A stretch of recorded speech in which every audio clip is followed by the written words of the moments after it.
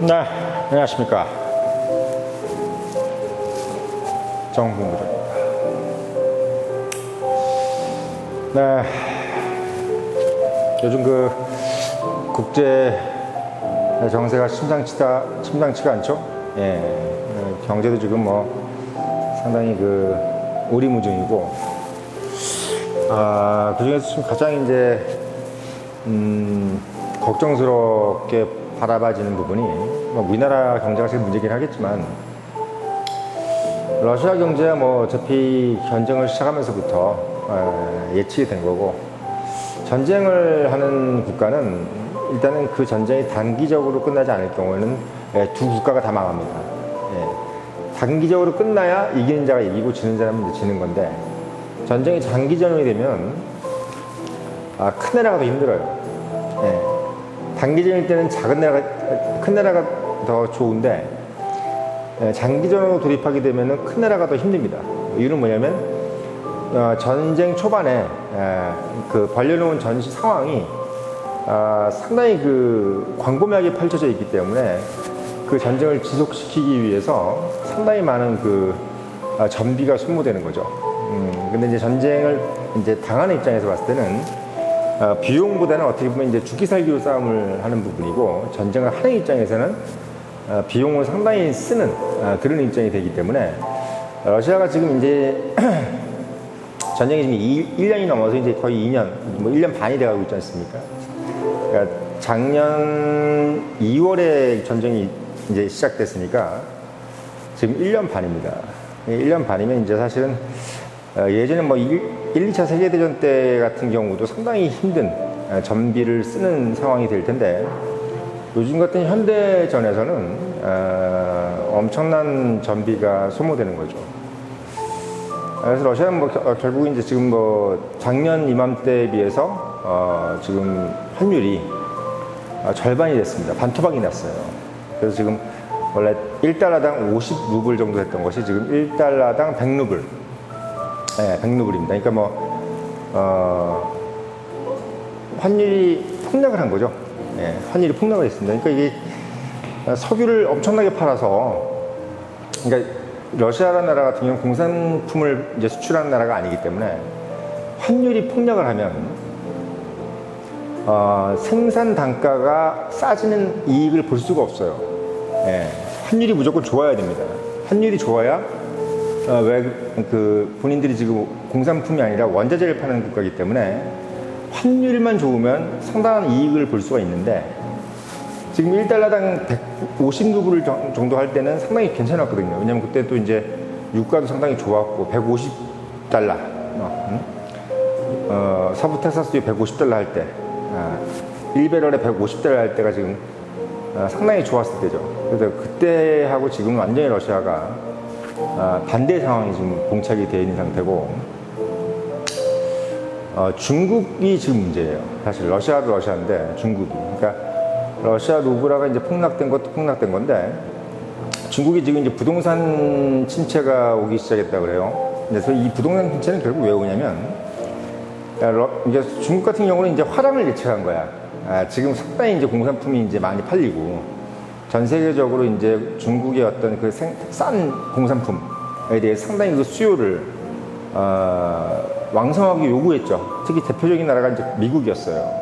미국, 뭐 우리나라도 마찬가지지만 일본, 뭐 유럽 이런 나라들이 중국의 싼 공산품 때문에 물가를 상당히 싸게 유지할 수 있었는데, 미국이라든지 이런 나라들이 지금 중국 공산품이 안 들어오는 대신 본인들 물가를 금리를 높이면서 지금 잡고 있단 말이야. 미국 달러와 금리를 높이면서 물가를 잡는 거예요. 예전에는 달러와 금리를 낮추고 중국 싼 공산품을 받아서 물가를 낮췄단 말이죠. 근데 이제 지금 중국 공산품을 다 막아버렸어요. 유럽도 그렇고.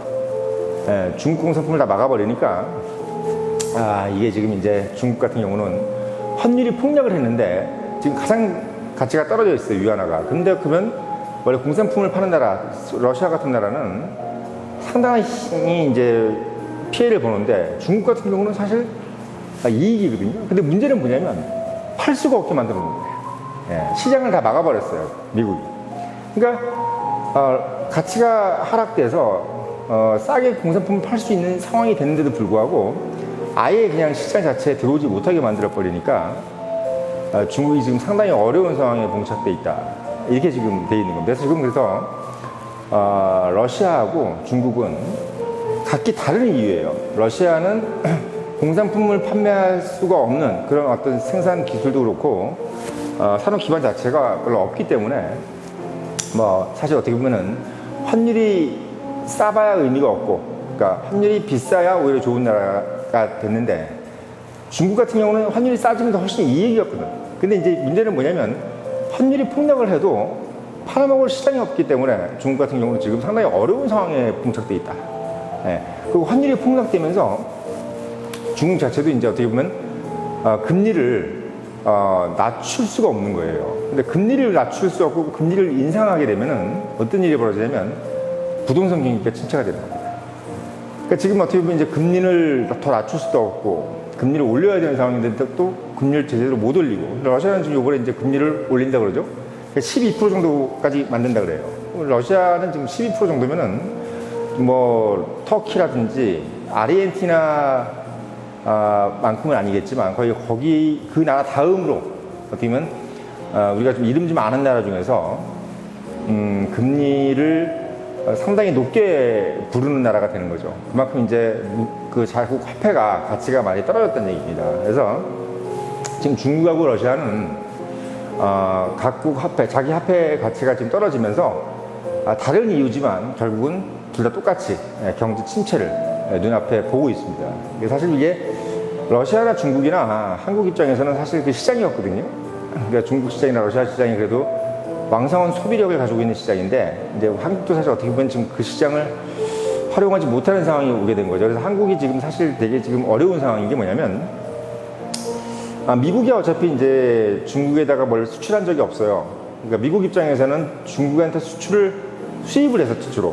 그래서 중국 상품이 안 들어오니까 미국 제조업이 살아나는 거야. 예. 미국 제조업이 살아나는 겁니다.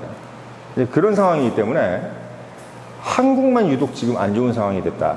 예. 한국은 이제 중국이라든지 러시아의 시장을 수출을 해야 되는 상황이기 때문에 상당히 어려운 상황이 됐고, 일본 같은 경우는 어차피 이제 완제품을 파는 산업 기반이 아니라 우리가 소위 소부장이라고 그러잖아요. 예, 그러니까 장치 산업이라든지 소재 산업, 부품 산업 이런 것들을 이제 파는 경제 구조로 되어 있기 때문에 일본 같은 경우는 큰 어떤 그 타격을 덜 받는 거죠. 근데 물론 지금 이제 한국 기업들도 지금 이제 미국 시장 그리고 유럽 시장을 다시 좀 이제 복원을 해서 어떻게 보면 이 경제에 좀 적응을 해나가고 있다고 하는데, 어쨌든 간에 절대적으로 봤을 때는 한국 경제에는 썩 좋은 상황이 아닌 것은 분명합니다. 예, 근데 이 상황에서 만약에 우리가 이제 중국에 붙었다라고 한다 그래도, 중국에 붙었다 그래도 우리가 뭔가를 할 수 있는 상황은 없어요. 왜? 중국이 여력이 안 되니까. 그러니까 어떻게 보면 지금 이 정권이, 윤석열 정부가 뭐 한미동맹을 강화하고 싶어서 강화하는 것도 있겠지만, 뭐 안보적으로 봤을 때도 있겠지만, 사실 어떻게 보면 지금 중국과 붙어서 뭔가가 될 수 있는 상황이 안 되고, 또 어떻게 보면은 러시아하고도 마찬가지예요. 그러니까 중국하고 러시아하고 뭔가 할 수 있는 상황이 아니, 이미 미국이라는 나라가 중국, 러시아를 한번 거꾸러뜨리겠다 하고 지금 이제 주저앉히는 상황이기 때문에 중국하고 러시아하고 우리가 프렌들리하고 지내봐야 같이 거꾸러지는 겁니다. 그래서 지금은 어떻게 보면은 뭐 전 정권, 문재인 정부라든지 이런 정부들이 정권에서 러시아하고 중국하고 좀 잘 지내서 등거리 외교를 잘 하자, 이런 어떤 외교 정책이 그나마 좀 먹힐 수 있었던 것은 뭐냐면, 그때는 그래도 우리가 좀 어떻게 보면은 중국하고 미국이 이 정도까지는 어떻게 보면 이제 칼을 척을 쥐고 있는 상황이 아니었는데, 지금은 거의 뭐 에너미예요.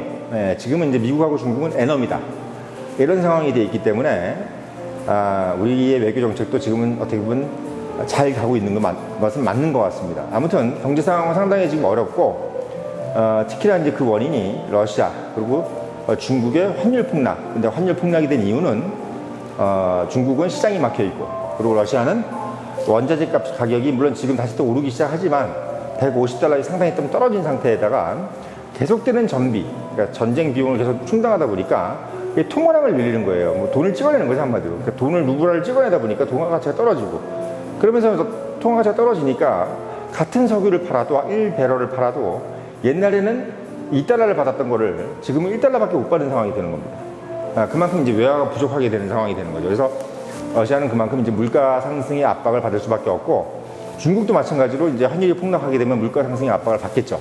지금 특히 이제 중국 같은 경우는 원유 수입을 상당히 많이 하는 국가잖아요. 그렇기 때문에 원유 수입을 많이 하려면 많은 외화가 필요한데, 지금 어떻게 보면 지금 소련하고는 이제 그런 얘기를 하겠죠. 러시아하고는 이제 뭐 서로 자국 화폐를 가지고 결제를 하겠다 이렇게 얘기를 하지만, 계속 저렇게 러시아 루블화가 폭락을 하고 예를 들면 위안화가 폭락을 하면 러시아 입장에서도 위안화로 결제를 한 거에 대해서 불안한 거예요. 왜? 이게 팔았는데 위안화로 받아놨는데 그 가치가 폭락을 하면 이걸 가지고 뭐 써먹을 데가 없는 거야. 마찬가지로 중국 입장에서도 루블화로 결제를 받았어. 근데 그게 예를 들면 한 달 지났는데 뭐 예를 들면 10% 빠졌다. 그러면 그만큼 손해보는 거야, 국가가. 달러 같은 경우는 지금 더 강해질 텐데. 그러니까 자신의 어떤 에너미 국가의 화폐를 결제하고 싶지 않아도 이게 경제 논리로는 달러로 결제하는 게 훨씬 더, 한마디로 지금 달러로 받는 게 훨씬 이득이라는 생각이 드는 겁니다.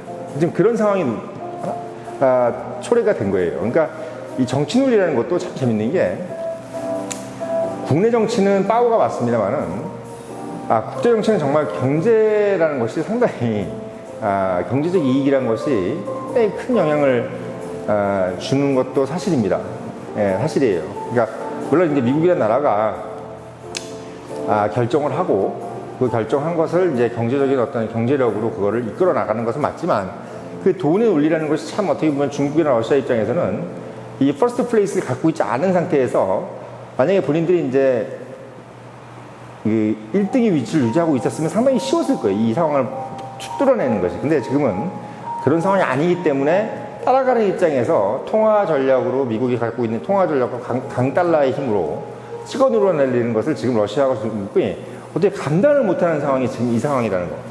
이게 지금 현재의 상황이라는 거. 이걸 여러분들이 좀 알고 계시고, 앞으로 전쟁이 계속되면 될수록 루블은 더 떨어질 거고, 그리고 중국도 결국은 이렇게 시장을 막아버리면은 결국은 이제 수출해가지고 잘 먹고 잘 살겠는 나라인데 수출을 못하게 만들어버린 다음에 부동산 경기가 침체가 되면서 내수까지 무너지게 되면은 중국은 완전히 무너지게 된다. 이게 내수도, 원래 내수를 믿었는데 이게 부동산에 너무 많은 돈이 들어갔다 보니까 이 중국 15억 중국 인구가 소비력이 없는 거야, 소비력. 예, 돈이 너무 많이 지금 거기 들어가 있고, 또 그 이자 대기 바쁘기 때문에, 예, 대출을 받아서 부동산 샀을 거 아니에요? 근데 그 부동산이 안 오르고 오히려 떨어진다고 생각해 보세요. 그러면 이제 이 사람들 그만큼 소비력이 없어지는 거죠. 그래서 전반적으로 지금 러시아하고 중국은 상당히 어려운 상황에 놓여 있고, 그 상황이 지금 현재 미국이 이끌어 나가는 국제정치적인 상황이고 국제경제적인 상황이다. 이렇게 생각하시면 될 겁니다.